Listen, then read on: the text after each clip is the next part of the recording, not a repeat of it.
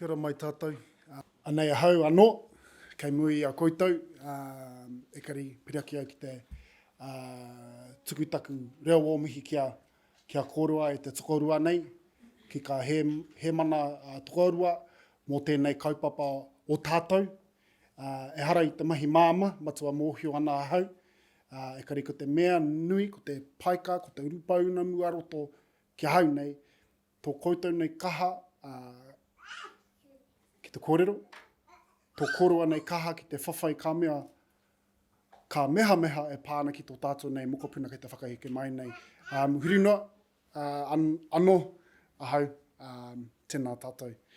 I too will turn to the language of the raupatu, just to feel comfortable and ground myself in this kōrero. First things first is, I actually really waxed and waned as to what to say. Being really cognizant of the fact that I'm in the room with Rakatira and Kaitaki Putanoi Te Mutu, the doers of this mahi throughout the whole of the nation. A little bit of who I am. I'm a papa of two really cool girls. My partner, Maya, and I met working for the right of our wai Māori, and just really all about kaupapa Māori, kaupapa taia hoki. As was mentioned, and for most of us in the room, we Kāti hui kai on the northern bays of the Banks Peninsula. Te pātaka o Rākai Hautu had the real honour of hosting everybody there on our whenua to have a conversation pertaining to Kākanui, the first covenant in the world that saw Māori and non-Māori land ownership buy into protecting one of the last stands of remnant native podocarp forest on Te Pātaka o Rākai Hautu on the Banks Peninsula.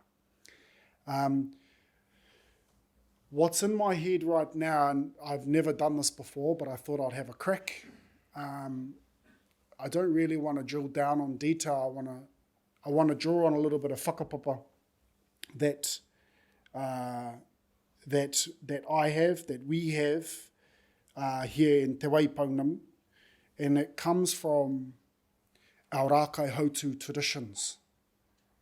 And so, mena ka roko koe i ngā kōrero e pāna ki a Rākai Hautu, ka matua mōhio koe, ko tēnei ētahi o ka whakapapa tūturu mo tēnei whenua. If you hear the name Rākai Hautu used, just understand it's very old. It's very old whakapapa to this whenua. Not a historian, but I have a habit of embellishing really good stories. I heard 700 years mentioned just before, so we'll take it out to 1,000. I'm also mindful that the last time I was in the room where Tame was doing a koho, I heckled him. So good luck to me. Rākai Hautu. We all are aware of our origins, mai hawaiki nui, hawaiki roa, hawaiki pāmama. And the story starts back there, back home, wherever that may be for us. Rākai Hautu was an incredible young man, tasked with making some really, really big decisions and mobilizing his people into a future that was rather unknown. And the reason why I want to frame this kōrero up today and I want to kick that can down the road is because, yes, we've had some challenging experiences as Indigenous people over the last couple of days, but also a heightened understanding that this is nothing new for us. This is nothing new for us. Ka whawhaitonu tātou i ka wā katoa, a hakoa te aha. So, Rākai Hautu actually got his mana, as us tāne all do, from his wahine. And her name was Waiariki o Aio. And Waiariki o Aio had mana from the pā in which they lived in. And her papa was such a significant man that he, in those times, was the tohuka for māramataka, and he was the tohuka for what we call waka urua, waka haurua, more commonly known, waka unua in our Kaitahu dialect, and it was through him, Mātiti, that the mana in the Mātauraka tukuiho was handed via Mātiti to Waiariki Waio to Rākai Hautu. They were tasked with taking 3 iwi with them across huge oceans, following ebbs and flows of our moana, following our māramataka by way of our kāhui whetū. They were tasked with following the protein migrations that they saw, whether it flew, grew, or swam. What I'm really proud about this process is that if we think about what it means today for Te Rau Kumara, if we think about what it means today for Koukourarata, for kākānui, mai kākānui ki kākānui, it's about being really deliberate and really strategic about resourcing ourselves, mobilizing ourselves into an enduring future of the next 1,000 years. So if the topic that is up for debate, whether we do die on the words predator-free, what does that even mean? I'm hearing some beautiful kōrero come out of Te Tira Whakamātaki. Of course, we've got some of the biggest V8 brains in the room in that space. What does 1,000 years look like? What does 1,000 years look like? Don't even know what that translates into generations, but that's a long time. Some of the best ways I've heard it articulated from one Dale Takitimu is let's start from a place of abundance. Hey? And I think she's right. Kōrero that really sings to my heart, that were raised and grounded and naturalised in this takiwā, came from the likes of Krisma Rangipuna in one of her waiata that she composed for our kids. And I used it yesterday in my whai kōrero, and I'm going to raise it again today. Is mena ka haha te tuna ki te roto, ka haha te reo ki te kaika, ka haha ka tagata ki te whenua. And it's almost like if you're a water person, it's almost like the hierarchy of obligation for te mana o te wai. If the mana of the wai and the taiao is nailed, then the mana of the wai for you and I is nailed. Then the mana of the wai for all the things that sustain us, particularly from a Pākehā concept, this thing of currency. In my regard, it's if our waterways are abundant with the species that we need, the tauka species that we need, if our ngahere is abundant of the certain flowers that Matua Graham needs, if the kōrero is happening at the political level is of abundance and having traction that Tamea needs, then and only then can we have this sense of social uprising come within the kaika, within our homes. And once we've nailed 1 and 2, then and only then do we have the right to exist on this whenua. Mena ka haha te tuna ki te roto, ka haha te reo ki te kaika, ka haha ka takata ki te whenua. For us at Kāti Huikai, back at home in Koukourarata, we've been through a hell of a journey. For my generation, it's that scary realisation that when you actually wake up and have a look, there's not many tōtara left. There's this sense of changing of the guard, mate ate mai he te tekura, whakaike mai he te tekura. There's not many more around. For my generation, it's unfortunately us that are having to stand. And I'm not sure if you fellas have seen tōtara, when they're standing on their own, they don't grow like that. They grow like that. They go buti and buti and bushy. That's an interesting couple of B words. Buti and bushy. I don't want to be buti and bushy. I want to be tall and lean like Tami. Or as my bro Skid said, is there Stephen Adams in the room? So remind me to get your autograph later on. I want to grow strong in a forest that operates in pure perfection, that is like a whare, that is a pātaka kai, that is abundant of kōrero, of operating taiao, of kai resources, of pūrākau, of tauparapara karakia, and mokopuna. So back to Rākai Hautu. The bro takes the ultimate leap of faith, is handed the urua waka by way of his father-in-law Mātiti, and his beautiful darling Waiariki Waio takes their son Rokohoia and the 3 iwi within this flotilla, Te Kāhui Tipua, Te Kāhui Roko, Te Kāhui Waitaha. Te Kāhui Tipua we know is famed for the breadth in which our tipuna have navigated across the Pacific to the likes of the Americas, like our matua yesterday, schooling me up on where kumara comes from. Te Kāhui Roko, my apologies, but I'm not too au fait with Te Kāhui Roko. I don't know what they became or who they are represented in today's context. And the third being Waitaha. Te Kāhui Waitaha, which actually is the first mana o tēnei whenua, the first naturalised authority of rakatira on these lands that we're currently having a hui in, we're currently having a Wānanga within.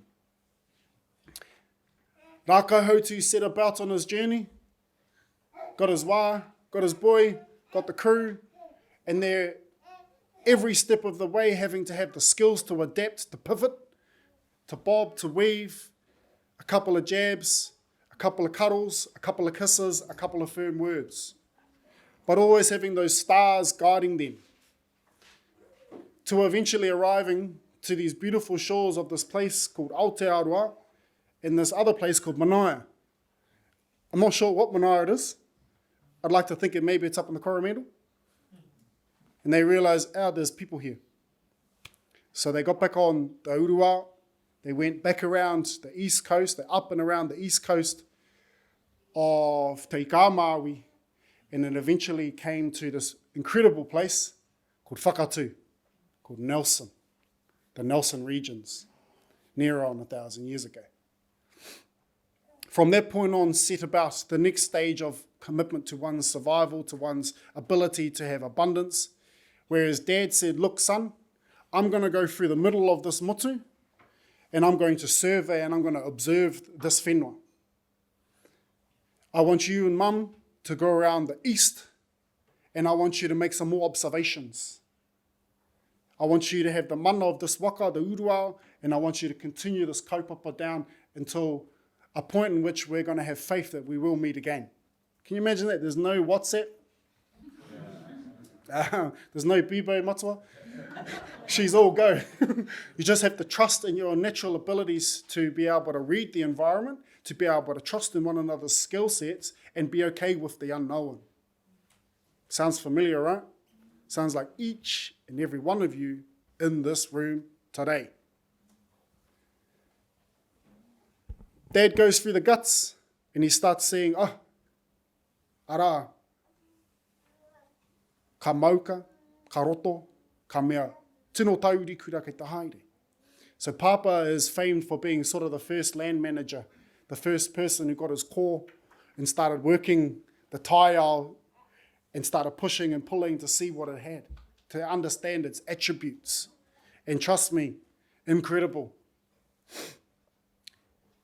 This man from the Atoll Islands of the Pacific is now finding himself with his tira through snow-capped mountains, coming across minerals and resources like pounamu, and loving it. Let's catch up with what Waiariki Oaio and Rokohoia are doing. Waiariki Oaio and Rokohoia are coming around the east coast and they're distinctively seeing something that they're familiar with. Remembering that the lens of our tipuna was on the ocean, and looking at land masses, understanding why the clouds are doing what they're doing and understanding why our manu are doing what they're doing, and they're seeing something distinctively familiar to what they know. They're seeing big catchments, spurting out of the ocean with a short run in between, then a discharge of fresh water into the salt water. So, for example, if anyone's been to Hawaii and been to fish ponds, you'll see steep catchment, you'll see land use of some sense within food production, and then you'll see a discharge into their fish ponds and then the salt water. Well, what we have is Alps, wetlands, and then there's things like eel weirs, these wetland systems, these hapua systems that weren't immediately discharging the fresh water into the salt, but they were operating in a really similar manner. Like we know our wetlands, our estuaries are some of the most dense populations of kai. And so mum and boy were going down the east coast and recognizing, this is where we need to be. They carry on down the south. They go past Ahi o Kaikoura. They say, sup kazes. They carry on further south and they go to Te Pātaka o Rākai Hautu, the elevated food house, pantry, if you will, of Rākai Hautu, where some of us had the privilege of going yesterday. So to understand this, and apologies for labouring on points that a lot of people might have heard me bleat on yesterday about, you have podocarp native hardwood forests, birds, insects, mammals, reptiles seen nowhere else on the planet. You have nothing but the healthiest of functioning waterways that discharge into incredible harbours with kaimwana, with resources that could sustain one's life in an abundant way. And just a little lap around Te Pātaka o Rākai Hautu, we see this other mass. And it's a estuary, it's a fish pond.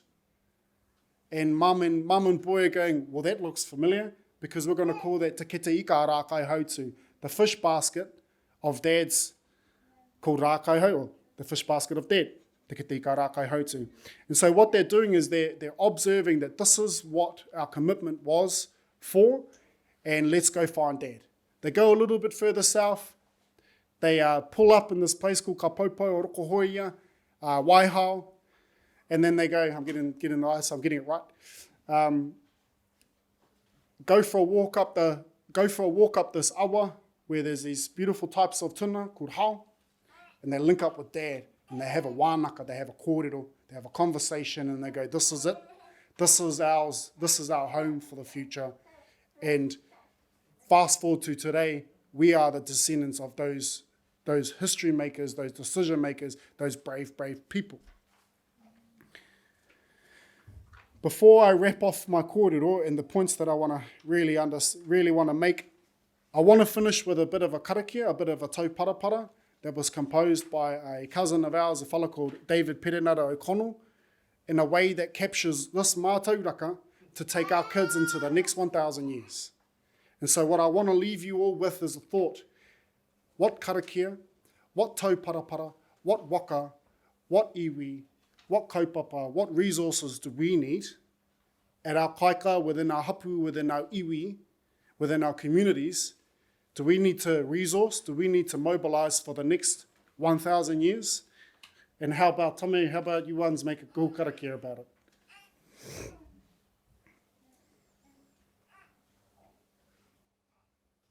Kapai. Tērā, koe ngā motu tapu, te tahitaka o te raki, tai pātaka o te raki, te patu nui o ai o noho ai, tai te whenua anona, te ua ka pakakano, tuku e ho heke iho, kia mātiti te tohunga, koko raki tirohia ki mihia, ngā whetūata, ko pā no te tautare nui o matariki, wero i te ninihi, wero i te kokoto, wero i te aumaria. Tukunu atu te wakatapu kia Rākai Hautu, moi a waiariki o ai o, ko te kāhui tipu, ko te kāhui roko, ko te kāhui wai taha e. Raro I te mana o matuaru a kārere, te waka urua mai Hawaii ki nui, Hawaii ki roa, Hawaii ki pāmamau e. Wahia te aua e uta I tua, puta I wahoko te paki aka o te raka, o maire nuku, o maire raki, o maire I te maro whenua e. I ruka tāne, I raro tānu, paku paku tāne, rākaihi tāne, no aka no te ariki e. Watu au te tāne ki uta, ki te tere tere o te moana te wai, pauna mu e. Kia ora. Yeah, so abundance, being really deliberate. We learned yesterday about a 500-year plan, but I want to learn about your fellas' 1,000-year plans. And remember, we're not going anywhere. So before I ask for questions, just want to leave with this other thought because I've got the mic again. 3 things we need to survive in your pā e hikama. Safe and sustainable access to drinking water, not the bloody tap, but the source. Safe and sustainable food production, and safe and sustainable infrastructure that you fellas have your rakatira taka over. Any pātai? Kia ora tātou. Well, hands are going up here, and also those of you that are on the chat, please pop your questions in the chat. So we've got another roving mic here. Tēnā koe ho.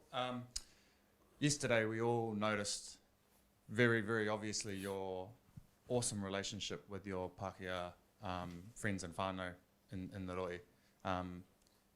Could you please elaborate on those relationships and how they got to be in such a good space?